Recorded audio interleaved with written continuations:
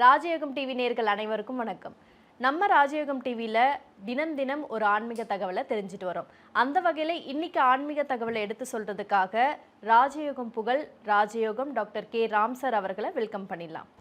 வணக்கம் சார். வணக்கம் சார். இன்னைக்கு நம்ம ஆன்மீக தகவல்ல திங்கள் கிழமையிலிருந்து ஞாயிற்றுக்கிழமை வரைக்கும் என்னென்ன சாமிக்கு என்னென்ன படைக்கலாம் அப்படிங்கிற மாதிரி கேள்விகளை கேட்டிருக்காங்க.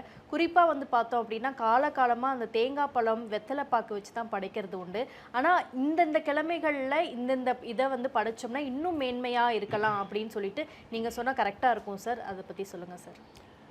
பொதுவாகவே எந்த நாளாக இருந்தாலும் உங்களுடைய சொந்த தேவைகள் சொந்த பிரார்த்தனைகள் நிறைவேறணும் அப்படின்னா சாமிக்கு உங்களால் இயன்ற அளவுக்கு ஒரு புஷ்பம் அல்லது தேங்காய் பழம் அல்லது வெற்றிலை பாக்கு படைத்து பிரார்த்தனை பண்ணினாலே அதுக்கு வெற்றிகள் கிடைக்கும் அப்படிங்கிறது உண்மையான விஷயமாக இருந்துகிட்டு இருக்குது. இருந்தாலும் விசேஷமான படைப்புகள் விசேஷமான ஒரு நெய்வேத்தியம் இருக்கும் இல்லையா, அந்த வகையில் எடுத்துக்கிட்டோம் அப்படின்னா ஞாயிற்றுக்கிழமை நாட்களில் சிவபெருமானை வழிபாடு வச்சுக்கிட்டு சிவபெருமானுக்கு வில்வ இலை வச்சு வழிபாடு பண்ணிக்கிறது வேண்டுதல் வைக்கிறது மிக மிக சிறப்பாக இருந்துகிட்டு இருக்கும். அதே மாதிரி திங்கக்கிழமை பார்வதி தேவியாரை வழிபாடு வச்சுக்கிட்டீங்க அப்படின்னா பலன் அப்படிங்கிறது அதிகமாக கிடைக்கும். பார்வதி தேவியாருக்கு பால் பழம் நெய்வேத்தியம் வச்சு வழிபாடு பண்ணுறது சிறப்பாக இருந்துகிட்டு இருக்கும்.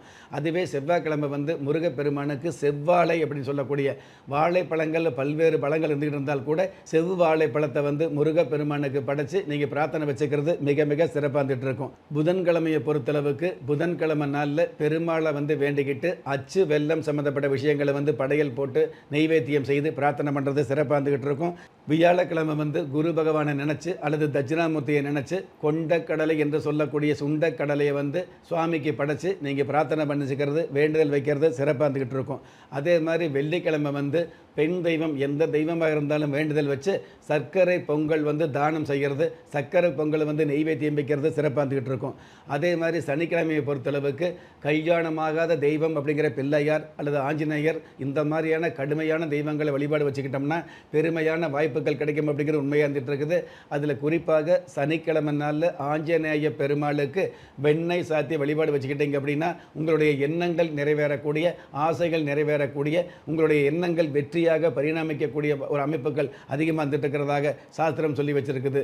ஒரு மனிதன் பெற்றோராலோ மற்றோராலோ உற்றார் உறவினராலோ கைவிடப்பட்டாலும் ஆன்மீகம் கைவிடுவதில்லை. ஆம், நல்லவர்களையும் நியாயமானவர்களையும் குலதெய்வம் கைவிடுவதில்லை. ராஜயோகம் டாக்டர் கே ராம் அவர்களின் 35 வருட ஆன்மீக ஆராய்ச்சியில் தெய்வ பிரசன்ன சாஸ்திரப்படி உருவாக்கப்பட்ட குலதெய்வ விருட்சம் 30 முக்கோடி தேவர்களின் மூல மந்திரங்களால் பூஜிக்கப்பட்ட குலதெய்வ விருட்சம் இழந்த செல்வம் இழந்த கௌரவம் கலைந்த குடும்பம் தொலைந்த நிம்மதி திரும்ப கிடைக்க வாங்கி பயனடைவீர். குலதெய்வ விருட்சம் கிள்ளி கிடைக்கக்கூடிய யோகங்களை அள்ளி கொடுக்கக்கூடிய ஆன்மீக அற்புதம் குலதெய்வ விருட்சம். ஒவ்வொரு இல்லத்திலும் இருக்க வேண்டிய ஆன்மீக பொக்கிஷம் குலதெய்வ விருட்சம். யோகங்களில் சிறந்த ராஜயோகம் தருவது குலதெய்வ விருட்சம். திக்கற்ற யாவரும் ஒப்பற்ற பயன் பெற வாங்கி பயனடைவீர். குலதெய்வ விருட்சம். குலதெய்வ விருட்சம் குடும்பமே சுபிட்சம். இதுவெல்லாம் இந்தந்த நாட்களில் சரியான வகையில் செய்ய முடியல அல்லது முறையான வகையில் கடைப்பிடிக்க முடியல அப்படிங்கிறதுக்காக நீங்கள் பயந்துட வேண்டாம்.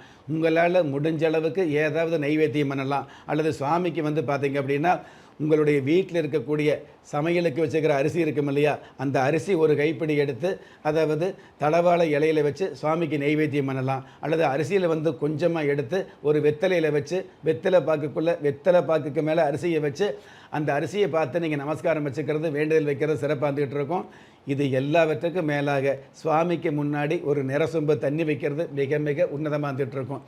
குடும்பத்தில் பூஜை அறை இருந்தது அப்படின்னா அல்லது பொதுவான சுவாமி படங்கள் இருந்தது அப்படின்னா அந்த சுவாமி படத்துக்கு முன்னாடி என்னென்னமோ விஷயமெல்லாம் வச்சுருக்கும் இல்லையா, அந்த மாதிரியான பூஜை புனஸ்கார சம்மந்தப்பட்ட பொருட்கள் இருந்துகிட்டு இருந்தால் கூட ஒரு பித்தளை சொம்பில் நிறசொம்பு தண்ணி வைக்கிறது அல்லது வெள்ளி பாத்திரத்தில் தண்ணி வைக்கிறது மிக மிக நல்லதாக இருந்துகிட்டு இருக்கும்.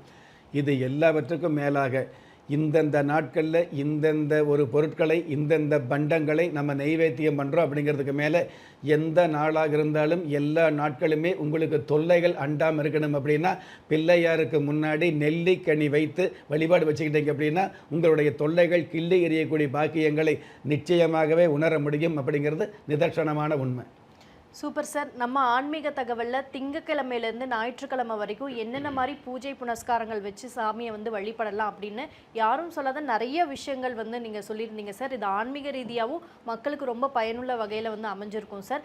இதில் இன்னும் மேன்மையாக அளிக்கக்கூடியதுக்கு நம்ம குலதெய்வ விருட்சம் எந்த மாதிரியான உதவிகளை புரியுது சார்? பொதுவாகவே தெய்வ படங்களுக்கு முன்னாடி ஏதாவது ஒரு தின்பண்டம், ஏதாவது ஒரு பொருளை வந்து, ஏதாவது பலகாரத்தை வந்து சுவாமிக்கு படைச்சி நெய்வேத்தியம் செய்து பிரார்த்தனை வச்சுக்கிற விஷயத்தை சாஸ்திரம் சொல்லியிருக்குது. இந்த குலதெய்வ விருட்சம் அப்படிங்கிறது வந்து உங்களுடைய வீட்டில் இருந்தது அப்படின்னா, குலதெய்வ விருட்சத்துக்கு முன்னாடி இந்த தின்பண்டம் வைக்கணும், இந்த பொருள் வைக்கணும் அப்படிங்கிறது கிடையாது. பொருள் வச்சாலும் வைக்காவிட்டாலும் உங்களுடைய குலதெய்வ அருள் கிடைக்கக்கூடிய மிகப்பெரிய சூட்சுமம் இந்த குலதெய்வ விருட்சத்தில் இருக்குது அப்படிங்கிறத உண்மை. ஆக குலதெய்வ விருட்சத்துக்கு முன்னாடி சாதாரணமாக ஒரு கற்பூர ஆராத்தி காட்டலாம், அல்லது சாதாரணமாக ஊதுபத்தி காட்டலாம், அல்லது சாதாரணமாக கையெடுத்து நமஸ்காரம் பண்ணலாம். அந்த மாதிரி பண்ணக்கூடிய அமைப்பு இருந்தது அப்படின்னா உங்களுக்கு எந்த நேரமாக இருந்தாலும், அதாவது ஆகாத காலங்களை கூட அல்லது போதாத காலங்களை கூட தோதாக மாற்றக்கூடிய மிகப்பெரிய அமைப்பு குலதெய்வ விருட்சத்திற்கு உண்டான சிறப்பு. Super sir. நம்ம ஆன்மீக தகவல்ல ஞாயிற்றுக்கிழமையிலேருந்து திங்கக்கிழமை வரைக்கும் என்ன மாதிரியான பூஜை புனஸ்காரங்கள் பண்ணலாம், அதுக்கப்புறம் ஆன்மீக தகவல்லே யாரும் சொல்லாத மிகப்பெரிய விளக்கங்கள்லாம் வந்து நீங்கள் கொடுத்தீங்க சார். அது மட்டும் இல்லாமல் நம்ம குலதெய்வ விருட்சம் நம்ம வழிபடுறதுனால எந்த மாதிரியான மேன்மைகள்லாம் வந்து வழங்க இருக்குது அப்படிங்கிறதையும் ரொம்ப தெளிவான ஒரு விளக்கங்களோட சொன்னீங்க சார். நிகழ்ச்சியில் கலந்துக்கிட்டதுக்கு நன்றி சார். நன்றி. நம்ம ராஜயோகம் டிவியில் புத்தம் புதிய ஆன்மீக தகவல், மாத பலன், தினப்பலன், வாரப்பலன் போன்ற நிகழ்ச்சிகள் ஒளிபரப்பாயிட்டு இருக்கு. அது மட்டும் இல்லை, ஒவ்வொரு நாளுமே உங்களுக்கான அதிர்ஷ்ட எண், அதிர்ஷ்ட நிறம், அதிர்ஷ்ட எழுத்துக்கள் போன்ற நிகழ்ச்சிகள் ஒளிபரப்பாயிட்டு இருக்கு. இது எல்லாத்துக்கும் மேலே நீங்கள் வழிபட வேண்டிய தெய்வம் போன்ற நிகழ்ச்சிகள் ஒளிபரப்பாயிட்டு இருக்கு. இந்த நிகழ்ச்சிகள் எல்லாத்தையுமே நீங்கள் உடனுக்குடன் பார்க்கணும் அப்படின்னு நினச்சிங்கன்னா நம்ம ராஜயோகம் டிவியை சப்ஸ்கிரைப் பண்ணுங்கள், ஷேர் பண்ணுங்கள், கண்டிப்பாக லைக் பண்ணுங்கள், அந்த பெல் பட்டனை ப்ரெஸ் பண்ண மறந்துடாதீங்க. நன்றி. திறமை இருந்தும் வறுமையில் வாடுகிறீர்களா? விதியை நொந்து விரக்தியில் இருக்கிறீர்களா? முயற்சிகள் செய்தும் முன்னேற்றம் கிடைக்கவில்லையா? களஸ்திரம் அமையாமல் கவலைப்படுகிறீர்களா? தாய்மையடையாமல் தவித்து நிற்கிறீர்களா? நவரத்தினம் போட்டும் நன்மைகள் கிடைக்கவில்லையா? பெயர் மாற்றம் செய்தும் பிரயோஜனம் இல்லையா? எந்திரத்தை நம்பி மந்திரத்தை சொல்லியும் மாற்றம் கிடைக்கவில்லையா?